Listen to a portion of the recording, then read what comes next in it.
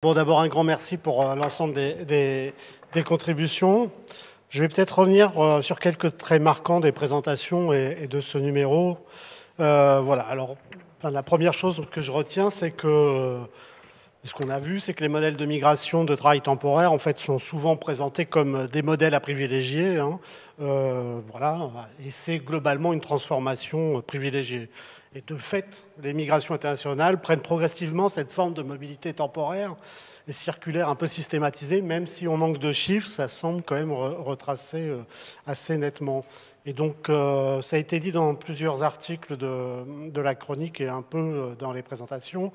C'est un phénomène qui constitue une nouvelle forme de division internationale du travail, en tout cas qui pose des questions majeures sur le monde du travail. Ce que montrent globalement les présentations, c'est que les politiques publiques, les politiques de migration, mais même les politiques publiques de manière générale, ont tendance à fragiliser les travailleurs de migrants temporaires. On a vu qu'elles tendent à favoriser des situations d'exploitation dans différents secteurs. On en a vu des belles juste maintenant. Elles consacrent des inégalités qui existent entre les travailleurs nationaux et aussi entre les travailleurs migrants. Elles limitent aussi, et ça a été dit à plusieurs reprises, l'accès aux droits et à la protection sociale. Elles favorisent des conditions de travail qui sont très largement dégradées.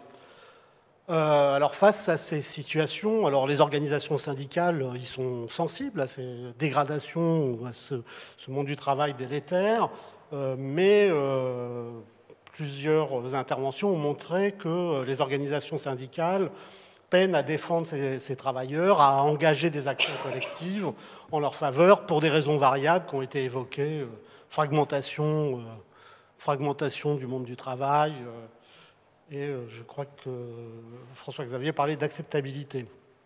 Alors, ce qui a été rappelé, peut-être qu'on n'a pas été dit au début et pas tellement ensuite, c'est que le statut particulier de travailleur étranger, il se caractérise d'abord et surtout par une très forte dépendance de ces travailleurs vis-à-vis de l'employeur. Donc c'est cette dépendance elle-même qui pose un souci. Et qui empêche le changement d'employeur et en tout cas un exit, pour reprendre une expression qui a été utilisée. Donc pour défendre les travailleurs, s'opposer aussi à des formes de dumping social qui est lié à ce recours de ces statuts. Donc en fait, les organisations syndicales, excusez-moi, pardon.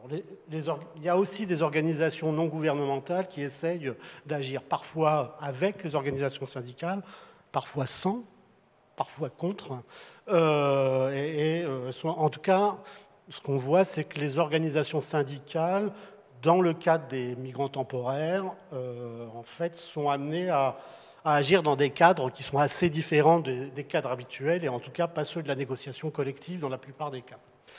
Donc voilà, après je pourrais revenir plus en détail sur les secteurs qui racontent des choses très importantes. Je voudrais juste, peut-être, moi ce que je retiens, c'est, on a vu aussi, une tension assez forte avec la fermeture des frontières et un besoin plus ou moins avéré de migration. Et comme ce ne sont pas des migrations permanentes, ce sont des migrations temporaires qui sont privilégiées. Ont été évoquées aussi des porosités très fortes entre les statuts légaux, les statuts illégaux et les différentes formes de statuts de migration. Peut-être qu'on a, ça a été dit, mais peut-être qu'on n'a pas suffisamment insisté. Il y a une véritable difficulté. Alors, ça a été vrai dans le numéro, dans la présentation générale. Une difficulté de connaissance statistique, empirique, qui est importante. Alors, elle est vraie au niveau global, voilà, à niveau sectoriel, mais elle est aussi vraie, je pense, pour les acteurs, et en particulier pour les